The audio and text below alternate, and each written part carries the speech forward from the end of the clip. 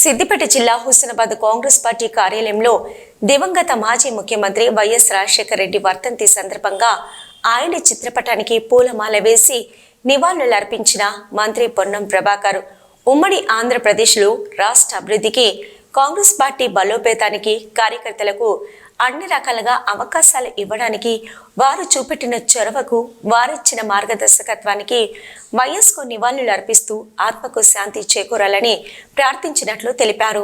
2 రూపాయల కిలో బియ్యముతో ఆకలి బాధలు తీర్చినవయ్యా. 2 రూపాయల కిలో బియ్యముతో ఆకలి బాధలు తీర్చినవయ్యా.